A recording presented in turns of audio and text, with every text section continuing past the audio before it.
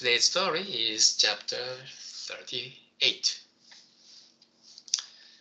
If you are caught up in the here and now, you lose sight of the future. The wisdom of Napoleon. Napoleon returned home in triumph after successive victories over Italy and Austria. The people welcomed him in a frenzy of jubilation with illuminations, parades and banners, torches and bells, and gun salutes. One of Napoleon's men offered him respectful congratulations. "Sire, it must gratify you to receive such a rousing welcome." To his surprise, Napoleon answered coolly, "Don't talk nonsense. It is a great mistake to enjoy such a superficial fuss. If circumstances were slightly different, these same people would be clamoring to the guillotine just as loudly. Nothing is so unreliable as the welcome of a mass of blind followers." The great swordsman Chiba Shusaku, 1794 to 1855, went fishing one night with several of his followers. They set out with torches, heading farther and farther to sea in search of fish until they lost all sense of direction. Which way was the shore? Shusaku himself grew flustered and had a series of torches lit while he peered in vain into the gloom. As they roamed the sea with mounting panic, the last of the torches burned out. The situation seemed hopeless. But lo and behold, as darkness settled in, there in the distance was the outline of land, looming darker still. The men whooped in relief and joy. Days later, Shusaku recounted the incident to a fisherman friend of his. The friend said smilingly, "That wasn't like you. You should know that you can't see the shore with torches. Torches are used to light up your immediate surroundings. If you want to see into the distance, they only get in the way. When we want to look far off, we douse them on purpose. As long as you rely on torches, you cannot make out the distant shore. If you are caught up in the here and now, you cannot look ahead into the future." So there are two stories, two completely different, seemingly completely different stories in the same chapter. Have you got a message? What's in common in those two different stories? So in the first story, Napoleon gave a caution. Don't make a snap judgment about those superficial fuss. They are praising me right now, but we don't know what will happen in the future. So this is just a temporary happiness, so to speak, for Napoleon.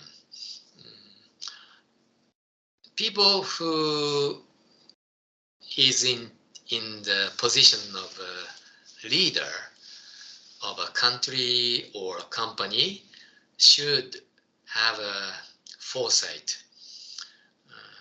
They have to see the future, not in the immediate future, but the far distant future. That's the wise leader. If the leader doesn't have this foresight or wisdom, so to speak, the company will not thrive for a long time because they only see short-term profit.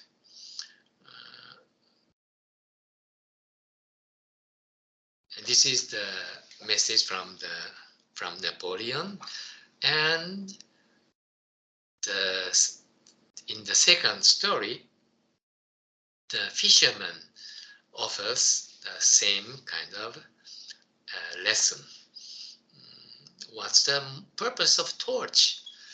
Torch is like the superficial fuss of a citizen in France. They are important, yeah. They have usefulness. They have purpose. Why do we use the torch? To see the immediate surrounding. That's the purpose and the function and the utility of torches. And the utility is limited. Torches doesn't light up the far distant, far off places. Torches cannot light up the shore. Shore is far away. It's the same. The superficial fuss of citizen will not last, and it's only short-lived. Usually, compared with the leader, citizens are like a blind mass, so to speak. Maybe this is the term from political science or something.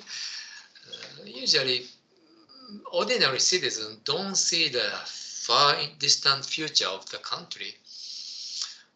Of course, we need to think about it, but it's really difficult because we are so busy with how to make ends meet in our household, in our own community.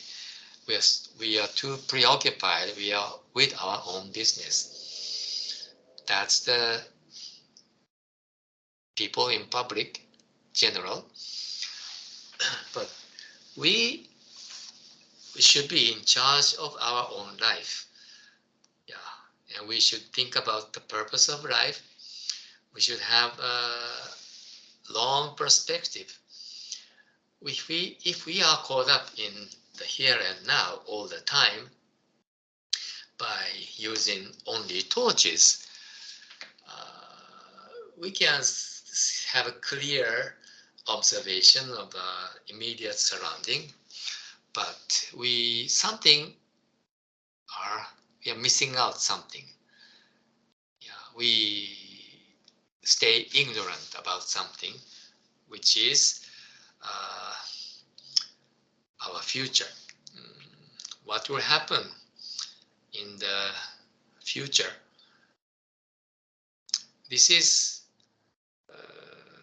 and in other words, the purpose of life. What's the important mission for us in this life? If we don't have the answer and always just enjoying the immediate gratification and the pleasure of the moment, at the end, people have to have deep regret. Like this swordsman. Swordsman are great in their swordsmanship, but he was not smart as in the ocean like fishermen.